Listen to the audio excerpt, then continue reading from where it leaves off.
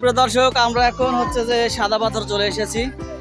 তো আমরা নৌকা নিচ্ছি, নৌকা আমরা নৌকাতে চড়ছি। এই যে দেখুন আমাদের সব অডিয়েন্স, সরি আমাদের এই যে বাইজিৎ নৌকাতে চড়ছে, আমরা নৌকাতে উঠছি। তো বন্ধুরা, নৌকাতে উঠে দুই পাশে সৌন্দর্য দেখতে দেখতে আমরা এগিয়ে চললাম। কিছু দূর যাওয়ার পরে আমরা দেখছি যে ওই যে দেখুন আমাদের মতোই অনেক পর্যটক, তারাও গিয়েছিল সেই সাদা পাথরে। আর সামনে যেটা দেখছেন একটা বিশাল বড় পাহাড় আছে, সেই পাহাড়ের গা ঘেঁষে, এটাই মেঘালয় রাজ্যের সেই পাহাড়, আসাম থেকে নেমে আসা যে নদী, সেই নদী থেকেই আমরা কিন্তু এই সাদা পাথরের সেই নদীটাকে দেখতে যাচ্ছি। তো চলে আসলাম ফাইনালি আমরা। এরপরে আর নদী নেই, মানে শুকিয়ে গেছে। বর্ষাকালে এখানে অনেক পানি থাকে, তখন কিন্তু নৌকা চড়ে যাওয়া যায়। তো আমরা নৌকা থেকে নেমে হাঁটা শুরু করলাম সেই সাদা পাথরের নদীতে। এই যে দেখুন কত সুন্দর কিউট বাবু। এই যে দেখুন বন্ধুরা, এখানে ঘোড়াও আছে, ছোট ছোট ঘোড়া, জিও ঘোড়া। জি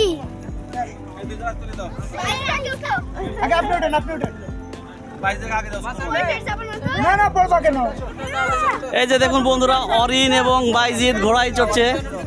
ওয়াও,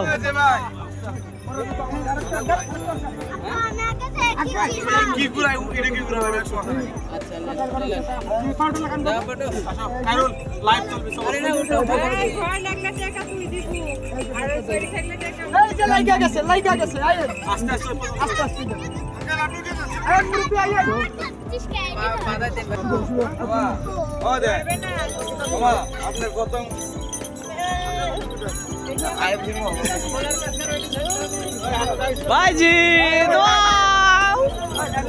হ্যাঁ আপনার সামনে যান।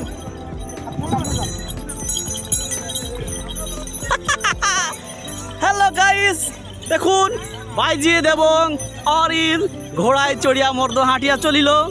দেখছি কত সুন্দর, এখানে ঘোড়ার ব্যবস্থা আছে হাঁটার জন্য। ওয়াও, অসাধারণ।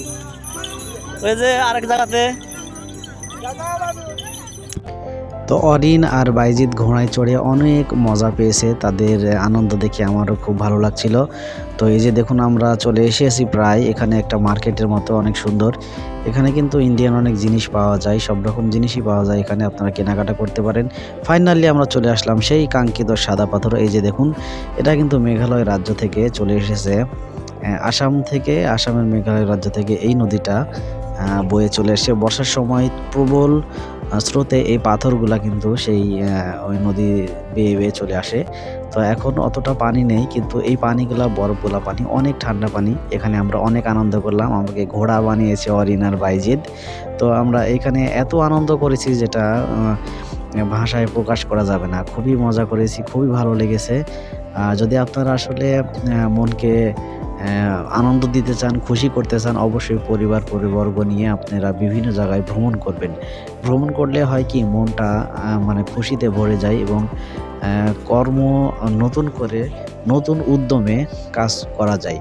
তো আপনাদের বলবো সবসময় আপনারা সময় পেলেই অবশ্যই ভ্রমণ করবেন সুন্দর কোনো দর্শনীয় স্থান থেকে। তো এখানে আমরা বেশিক্ষণ গোসল করতে পারলাম না, কারণ প্রচণ্ড ঠান্ডা পানি। বাইজিৎ অরিন দুজনেই ছোট, তো যতটুকু আনন্দ করেছি আর যতটুকু সময় থেকেছি একদম অনেক অনেক ভালো লেগেছে। তো বন্ধুরা, আমাদের এই ভিডিওটি কেমন লাগলো? যদি ভালো লাগে তাহলে ইনশাআল্লাহ ভালোবেসে পাশে থাকবেন।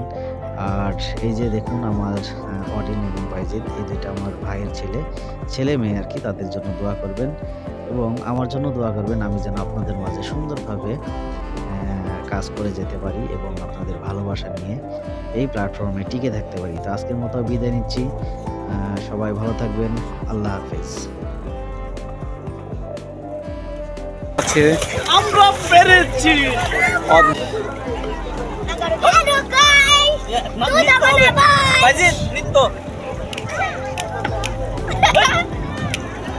প্রচন্ড ঠান্ডা গো, ফ্যাক্টর করা। গোপাল ঘাটের ঘড়ি।